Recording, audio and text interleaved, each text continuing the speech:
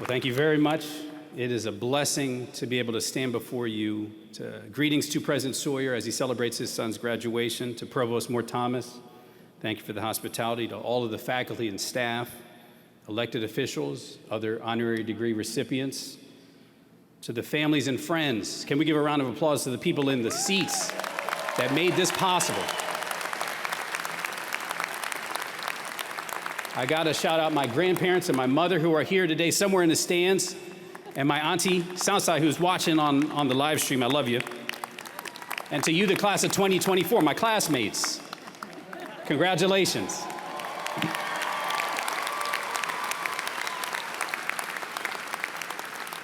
I was told that my honorary degree requires me to steal some bricks from a walkway on campus. I don't know how that works, but if you could see me after the ceremony, I need to figure out how to get my brick. But I did hear from some of you about how tough it was to start your college career in the middle of a pandemic. The difficulty connecting with one another, taking classes in a tent on the field. Social distancing, as important as it was, upended so much of what we thought was normal. But you learned, and you pressed forward, and you figured it out. You learned from that experience new ways to build friendship and new ways to build community, something that the state and the country desperately needs to learn how to do too.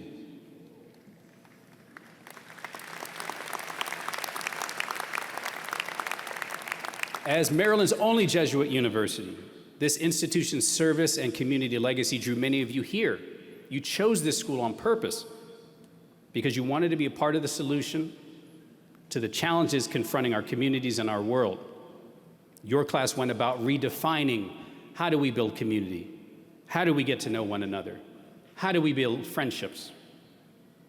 There were many unknowns. You started as freshmen with a bunch of unknowns, but you lived in the question and figured it out because the old ways of doing things simply didn't work.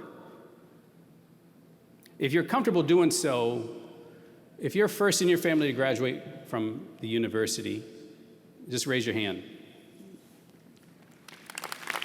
You made it. You made it. You made your own way. As was mentioned in the intro, I'm the child of immigrants. My grandparents who are here today met through the Peace Corps in Palau. My granddad serving in Palau, met my grandmother in Palau and my mother.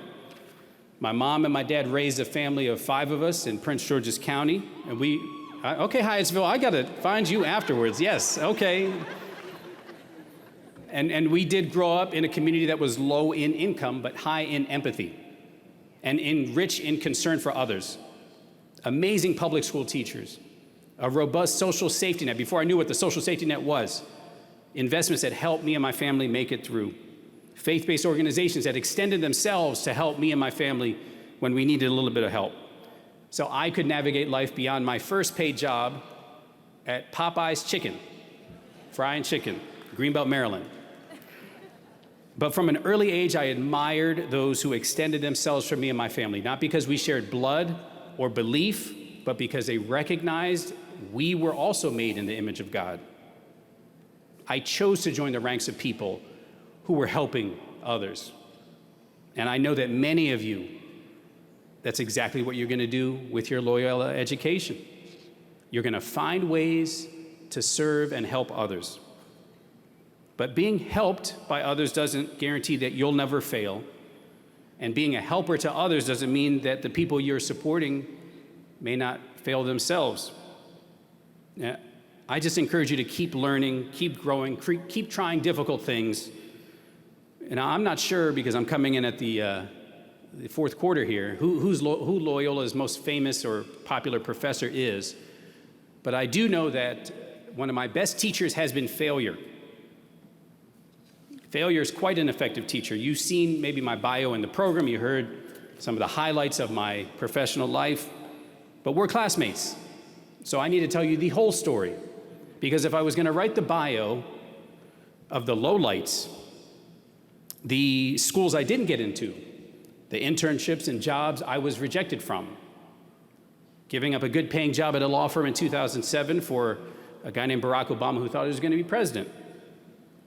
Running for office myself a decade later, and not just losing, getting whipped.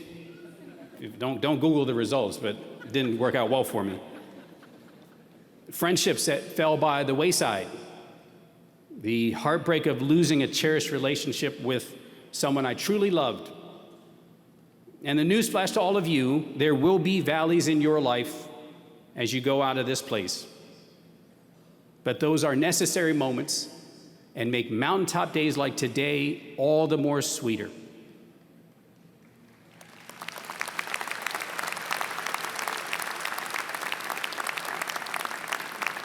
Now, I come to this university with a healthy respect for our state's only Jesuit institution, a tradition that's known for embodying faith in action and recognizing that a professed love of God requires a love of humankind too. Loyola's fundamental belief in the obligation to serve the whole person as they navigate the gritty realities of life. Recognition that your gifts are meant to be used to help others, to truly become men for others or people for others, as Father Pedro Arrupe wrote many years ago, saying, yes, people gifted with conscience, intelligence, and powers is indeed a sinner, but a sinner called to go out, to give of themselves, to give of themselves to others in love. The paramount objective of Jesuit education, basic, advanced, and continuing, must now be to form such people. This week I had the pleasure of meeting some of those people. President Sawyer convened a lunch in his office with some of the graduating seniors that I was pleased to meet. All of them were involved in service. I met students like Hannah, who's committing her next year to serving in AmeriCorps in City Year in DC. Shout out to you, Hannah. I don't know where you're sitting. Carissa, who's focused on issues of sustainability. Betsy, who's going on to serve in JVC next year on the West Coast. I don't know where Betsy is. I learned about Loyola's York Road Initiative, paths like trash bashers, working with our neighbors who may have developmental disabilities, but resulting in more than 12,000 hours of service that they render to the community. A youth arts workforce program, engaging 20 local students, making a difference in their lives. The community fridge and fresh crate, generating 4,000 pounds of fresh produce. And a youth community service pilot that engaged 50 elementary school students, making a difference in 50 lives, focused on wellness issues. Alexa shared the impactful volunteer income tax assistance program. 600 plus families, low-income families, helped getting their tax returns filed. $1 million in returns. Faith in action. The program I'm blessed to lead now at the Department of Service and Civic Innovation, Governor Moore's vision, is built on the transformative power of service. This is a first-in-the-nation program. Our service year option for those who are finishing high school in the state. Every year in the state, 15,000 at least graduate our high schools, but don't report job, military, or college. Where are they going? They can serve. And our Maryland Corps, inspired by President Bill Ferguson of the Maryland Senate, creates space for people of any age, whether they're in their teens or their 20s or their 70s, because they may need a second act too, a pivot in their career, or to come off the sidelines out of retirement because there's still gas in the tank. And of course, we had to hire a hound to lead the Maryland Corps. I'm pleased to say Lisa Bishop, an executive MBA graduate of the Selinger School of Business, leads the Maryland Corps. Shout out to you, Lisa Bishop, if you're listening. And all of these new programs are built on expanding access to overlooked talent. People that lived through the pandemic like you did and need some time to discern where their purpose aligns with their passion.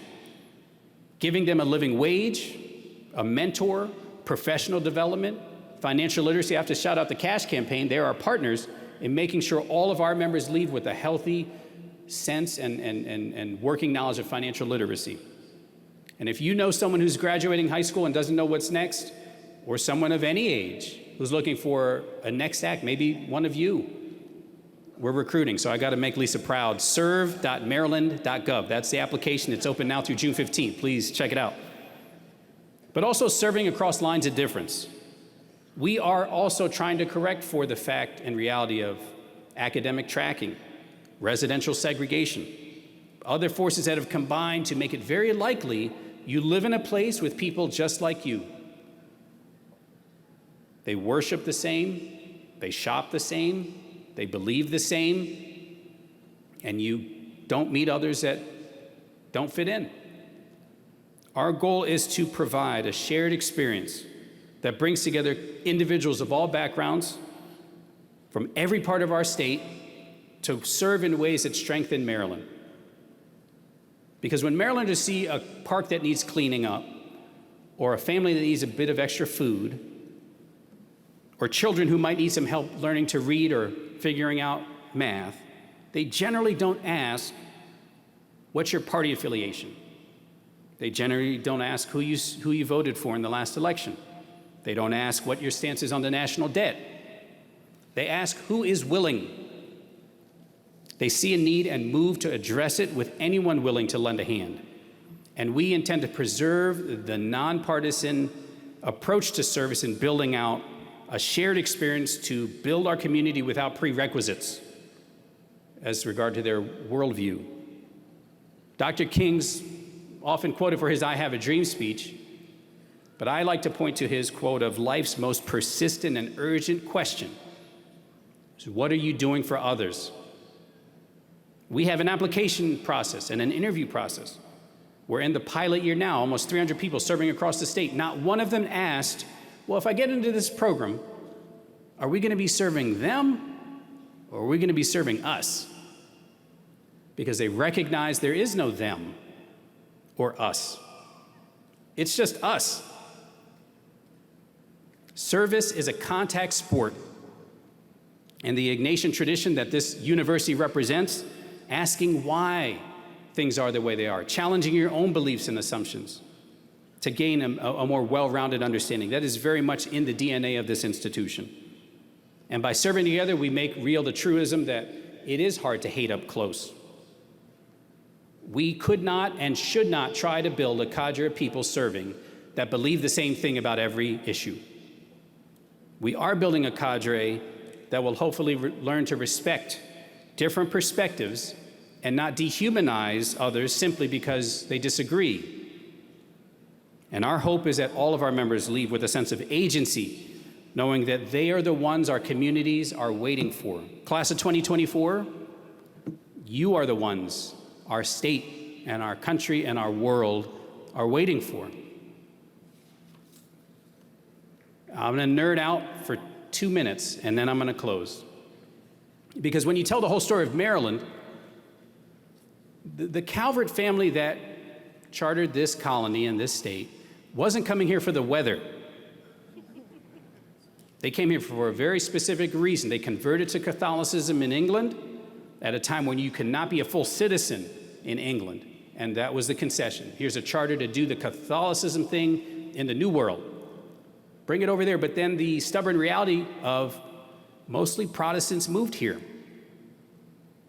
And that's how you get the first written attempt in the Western Hemisphere to pass a law to say, this is how we're going to live together when we believe different things. The Maryland Toleration Act of 1649. Our state embodies some of the highlights and the lowlights of our American story. Maryland, one of the largest slave ports in the country, but also the home of Frederick Douglass and Harriet Tubman. The home of Chief Justice Roger Taney, who authored the Dred Scott decision, and the home of Thurgood Marshall. Maryland, the home of redlining, a practice that was exported nationwide, but also the home of intentional communities, like Columbia, where I was actually born and then moved to Prince George's County, Hyattsville. Don't be disappointed. And in my last piece of nerding out, one of the people that has really shaped my thinking in the work that I've done is a guy named Robert Putnam, sociologist.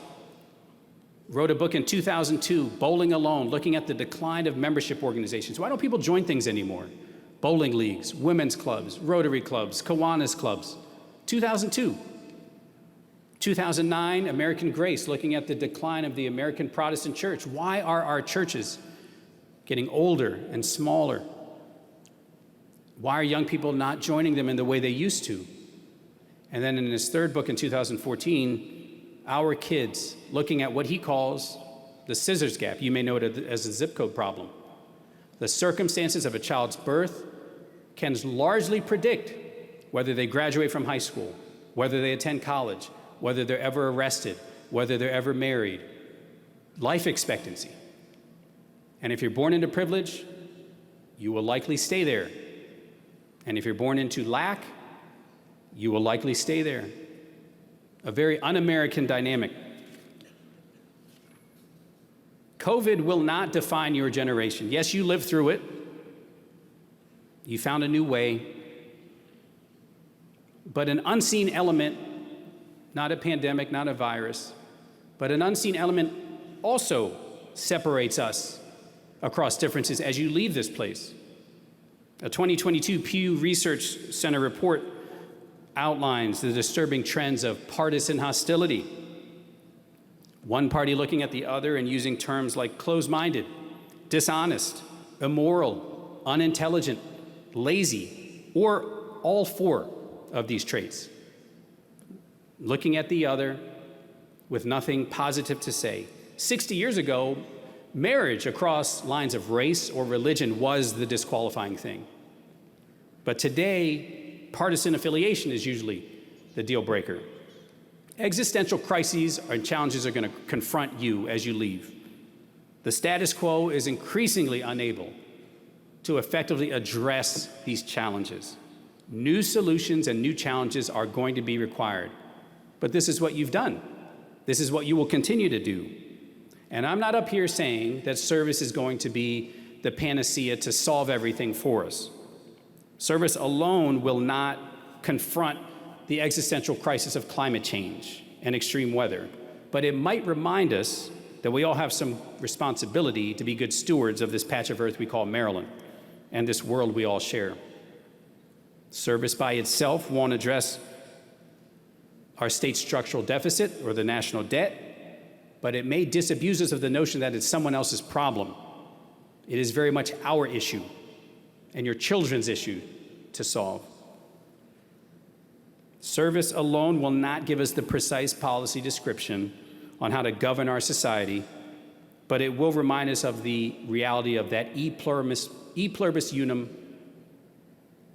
mantra, that we are stronger together, out of many, one. I recently heard a congressperson talk about, in that saying, e pluribus unum, out of many, one, there's a verb missing. Like, how do you actually get to the one out of many? And he suggested that the missing verb is service. By serving together, we learn one another and respect one another across differences. Our world, our country, our state may be fractured, but if we each lead lives of service, we can begin to close those chasms. So 375 years later, after the Maryland Toleration Act, the question of how we live together when we believe different things is still pushed to the forefront. How will we get to know one another again? How will we rediscover a sense of the common good? But Maryland has always led in confronting challenges. We are waiting, as I mentioned, on you. You were born in the aftermath of one of the worst terrorist attacks on the homeland. You've been immersed in forces that will continue to shape our life in the decades ahead. You bring fresh eyes to old problems. And in the words of the late President John F. Kennedy, you are the least tied to the past and the most invested in the future. You were built for this, and I know that you are more than ready. You are Loyola ready. So my gift to you